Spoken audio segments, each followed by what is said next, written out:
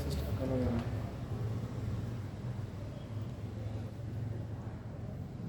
ओंकारं बिंदु संयुक्तं नित्यं ध्यायन्ति योगिनः कामदं मोक्षदं चैव ओंकाराय नमो नमः। अज्ञानतिमिरान्धानां ज्ञानाञ्जनशलाकया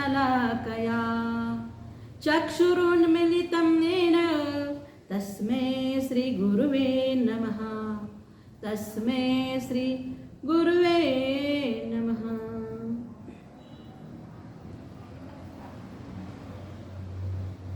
भगवानों, इस जीवन में अपने को आनंद से रहना है, दुखी नहीं होना है। लेकिन यह जीव निरंतर इस जीव को डर रहता है। डर किसका रहता है? ये लोक भय, परलोक भय, वेदना भय, आकस्मिक भय, अगुप्ति भय, अतरान भय। ऐसे मुंह तो 7 भय बोलते हैं, लेकिन जीव को निरंतर भय ही लगता है। ये लोक भय लगता है जीव को, अरे अपने जो भी इष्ट है, माता पिता परिवार घर दार जो भी है इष्ट है, तो इनका वियोग कभी नहीं होना चाहिए, ऐसा मन को लगता है। अगर ये जो इष्ट है ये अपने से दूर हो गए तो अपने को डर लगता है, इनका कभी दूर नहीं होना चाहिए। और अनिष्ट का संयोग नहीं होना चाहिए, ऐसा अपन सोचते हैं। तो अनिष्ट का संयोग हो गया, कोई शत्रु आ गए, कोई विघ्न लाने लगे, तो जीव को डर लगता है।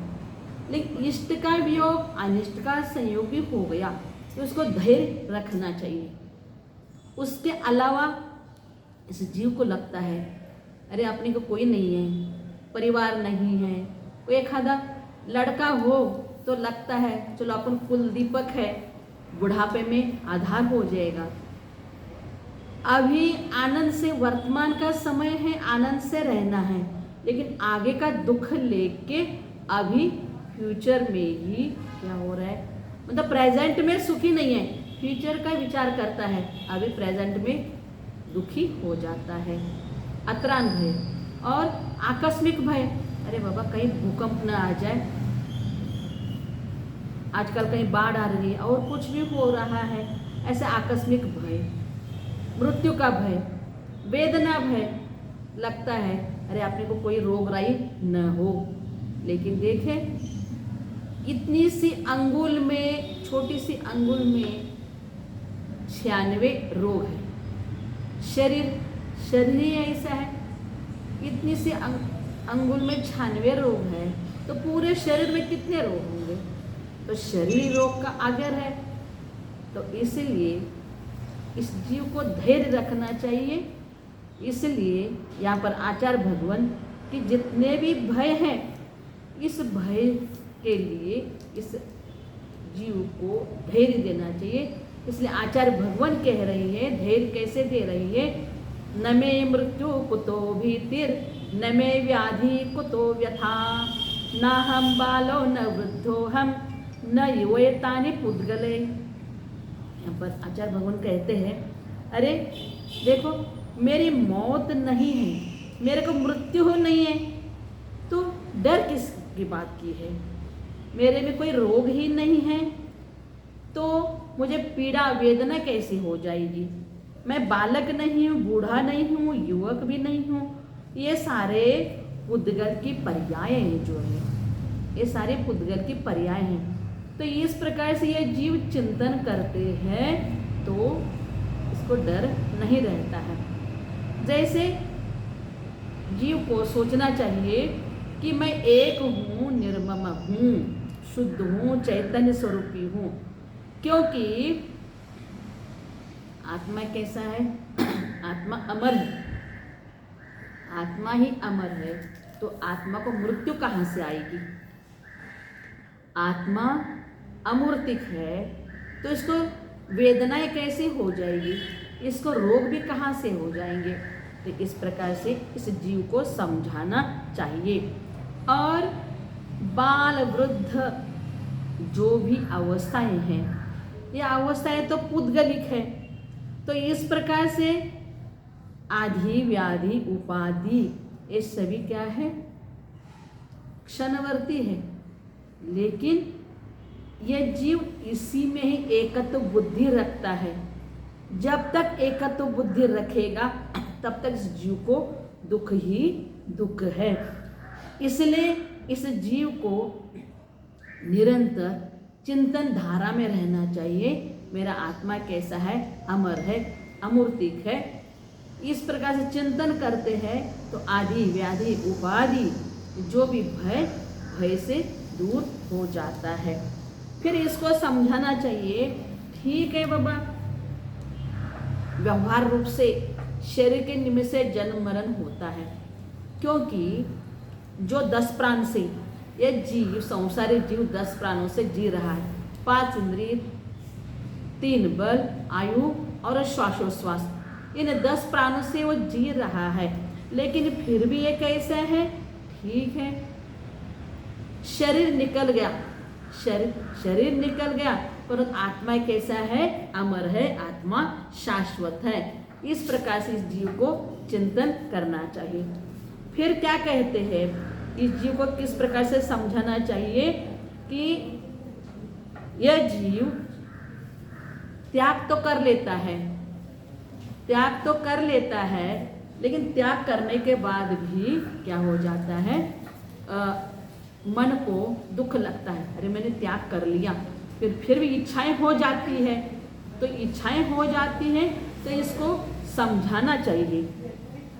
भुक्तोजता मुहुर्मोहान मया सर्वेपि पुद्गलः उच्छिष्टेषु तेष्वद्य मम विज्ञस का स्पृहा।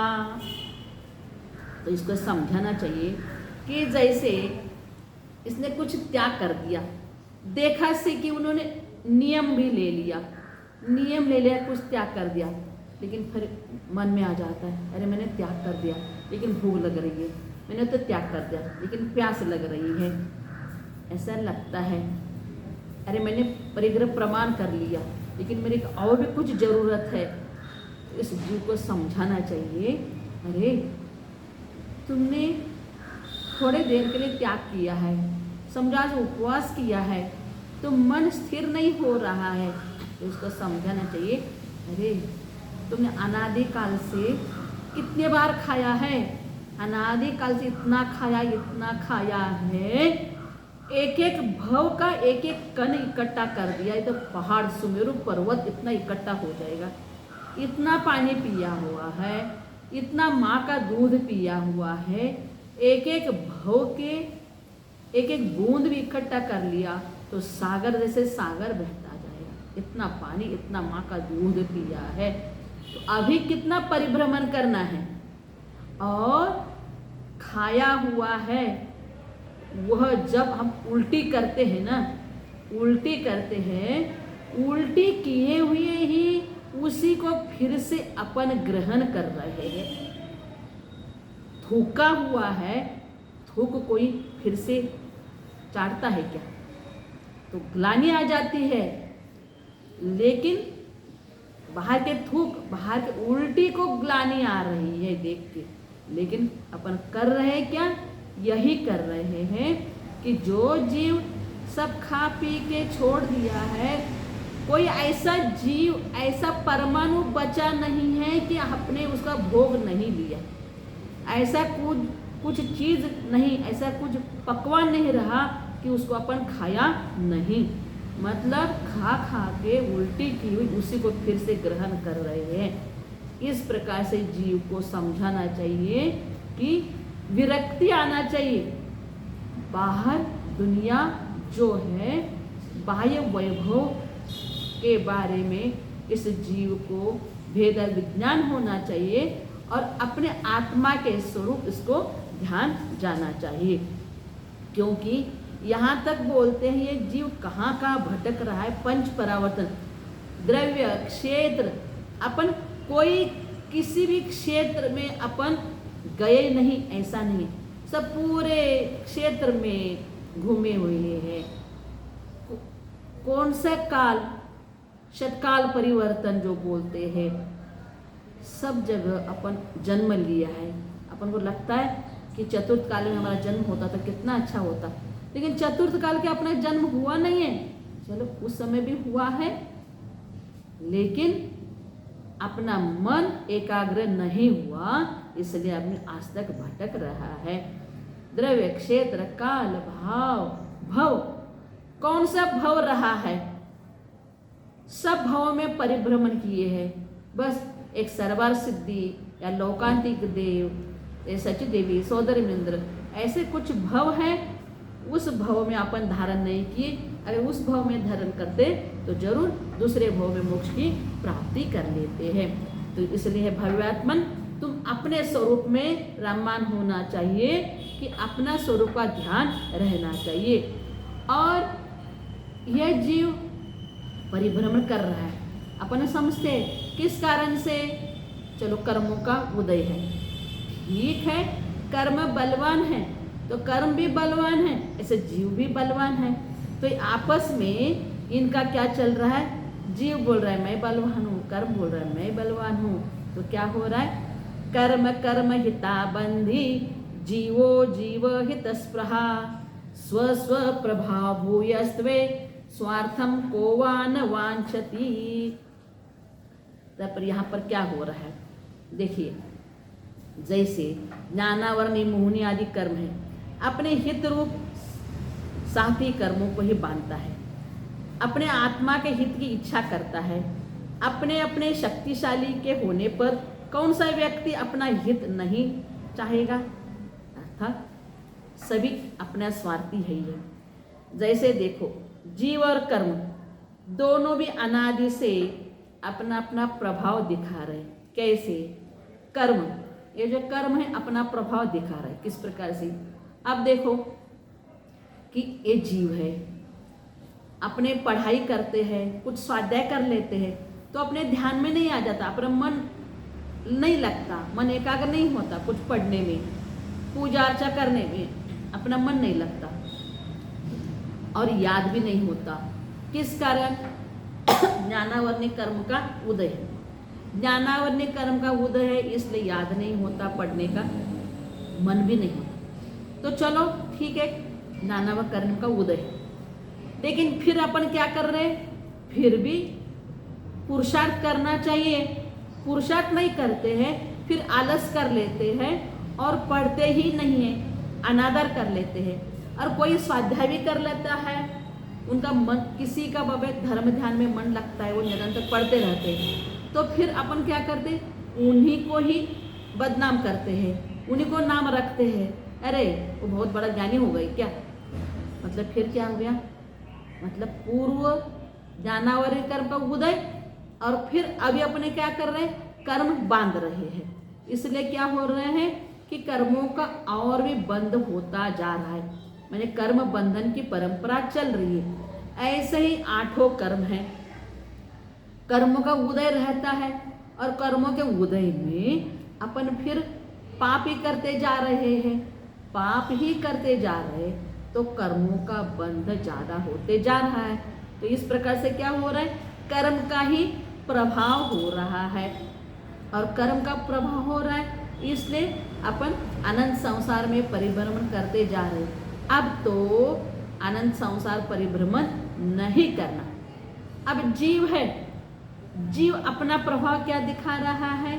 देखो, जीव है, अगर इसको दृष्टि आ गई, समीचीन दृष्टि आ गई, तो समीचीन दृष्टि आ गई तो ये क्या करते हैं? धर्म ध्यान में अपना मन लगा लेता है, पूजा पाठ कर लेता है, सामाय कर लेता है, स्वाध्याय कर लेता है, जाप कर लेता है, कोई दीक्षा भी ले लेते हैं, तपस्या भी कर लेते हैं। मतलब पूर्व पुण्य का उदय है, साथी से पुण्य का उदय है, और अभी पुरुषार्थ करता है। पुरुषार्थ करते करते मतलब क्या हो रहा है? समीचीन दृष्टि, सम्यक दर्शन हो गया।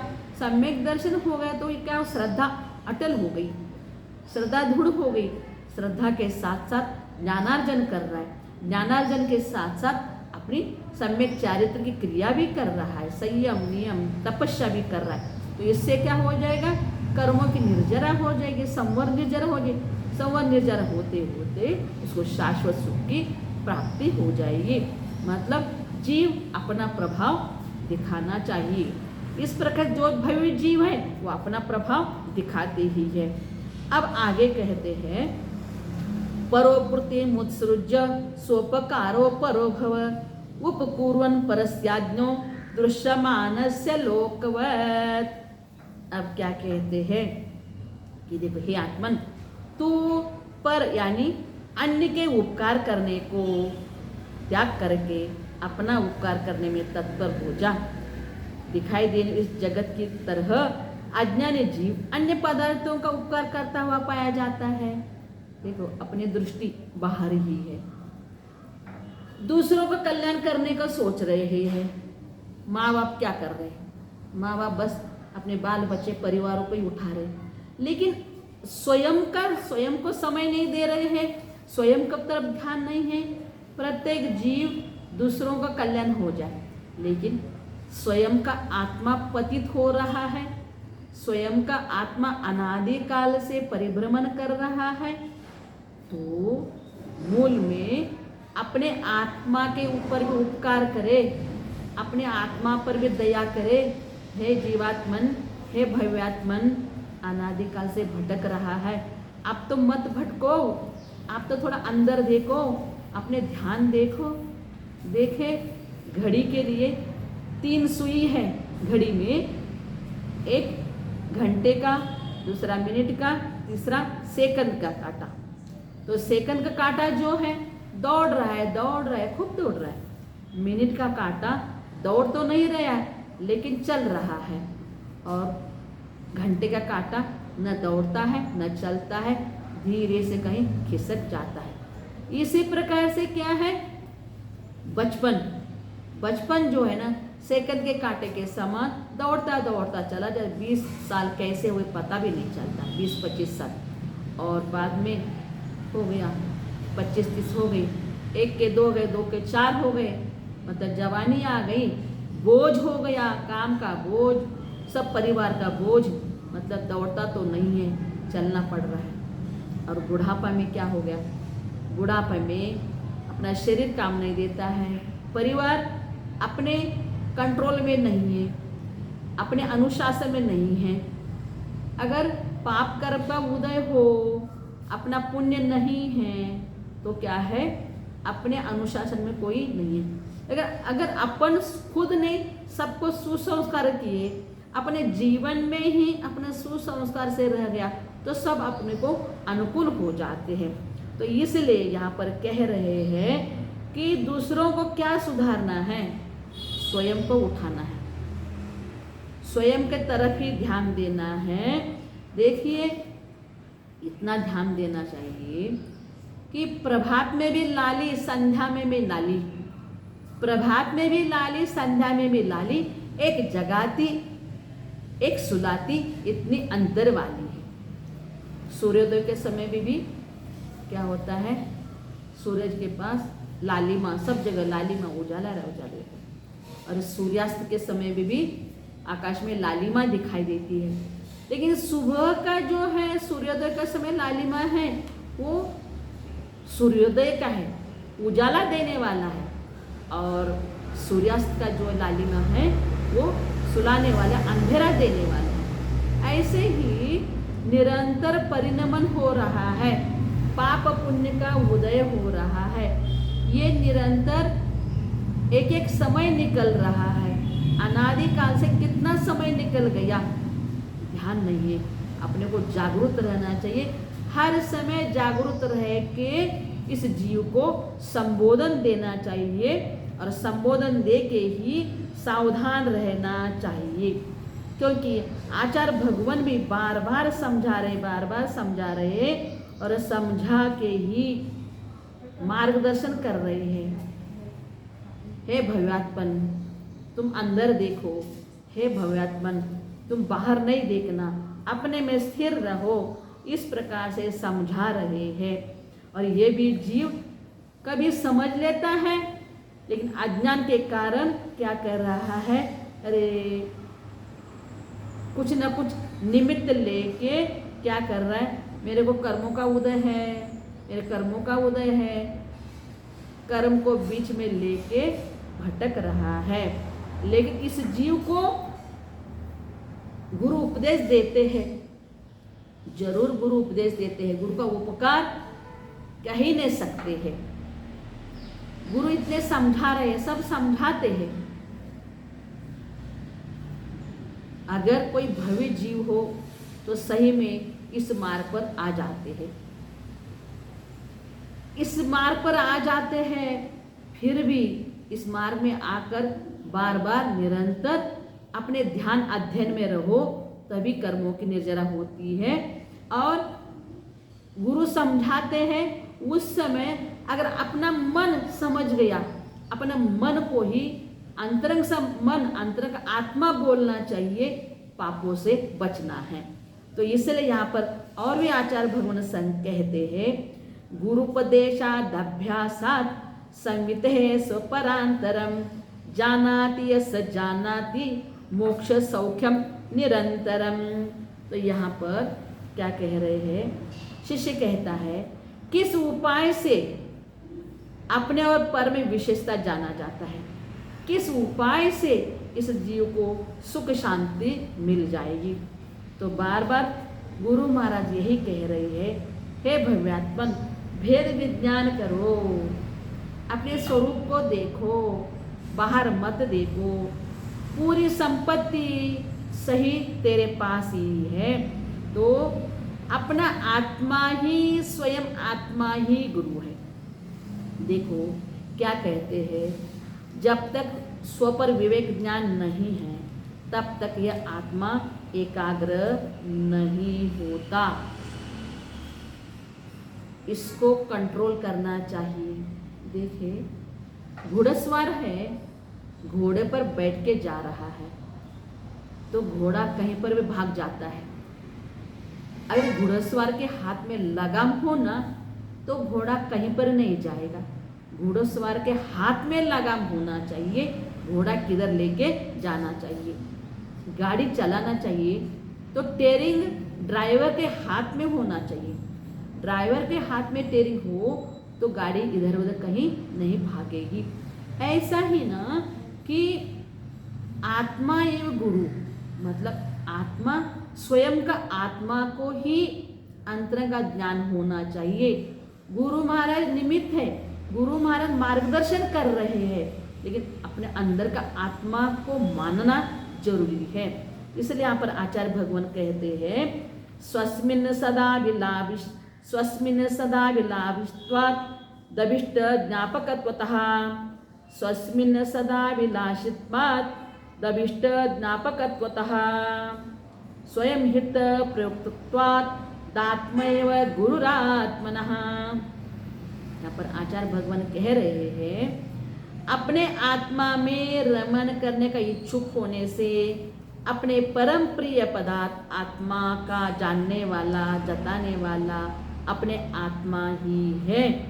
अपना उपयोग अपने को लगाना चाहिए, मतलब अपना गुरु सिखाने वाला स्वयं आत्मा ही है। मोक्ष सुख का अनुभव में कौन गुरु है? तो यहाँ पर यही कर रहा है, अपना आत्मा ही गुरु है। देखो आचार्य उपाध्याय सर्व साधु, ये तो अपने को मार्गदर्शक ही है। देवगुरु शास्त्र, इनका उपकार तो अपन भूल ही नहीं सकते। इस मार्ग पर कहते हैं, धरती सब कागज करे, गुरु गुण लिखे न जाए। सात समंदर की मसी करे, लेखनी सब बन रहा है। सात समंदर की मसी करे, लेखनी सब बन रहा है। धरती सब कागज करे, गुरु गुण लिखे न जाए, गुरु गुण लिखे न जाए। देव शास्त्र गुरु का कितना उपकार है, उनको उपकार अपन मुंह से कह नहीं सकते। उनका उपकार, उनका गुरु गुणगान धरती की कागज बना के, समुद्र के शाही बना के और जंगल के सारे लकड़ी के लेखनी बना के लिखे तो भी खत्म नहीं होने वाले। इस प्रकार से देवशास्त्र गुरु का उपकार है। परंतु क्या करना चाहिए? गुरु, देवशास्त्र गुरु तो निमित्त है, लेकिन अंतरंगता आत्मा जो है ना, साधकतम साधन जो है वो अपना आत्मा गुरु है। साक्षात अंतरंग कारण जो है अपना उपयोग अपने तरफ लगाना चाहिए। अपना उपयोग बाहर से हटा के अपने तरफ लगाएंगे। मन वचन काय को कंट्रोल करेंगे, पंचेंद्रिय को कंट्रोल करेंगे, तभी अपना उपयोग क्या हो जाता, अपने तरफ रह जाता है। तो इसलिए भव्य मानवों कि अगर अपने को आत्मस्वरूप की इच्छा, शाश्वत सुख की इच्छा है तो अपने को करना क्या है, बस अपने स्वरूप को देखना है, अपने चैतन्य स्वरूप को देखना है। अपना उपयोग जो है, अपना उपयोग बाहर के राग द्वेष से दूर हटाकर अपना उपयोग अपने स्वरूप केंद्र बिंदु, स्वयं का केंद्र बिंदु अपना आत्मा है। आत्मा शाश्वत है, अमर है, चैतन्य स्वरूप भी है। इसके तरफ ध्यान रखेंगे तभी इसका कल्याण होने वाला है। ओम नमः, ओम शांति।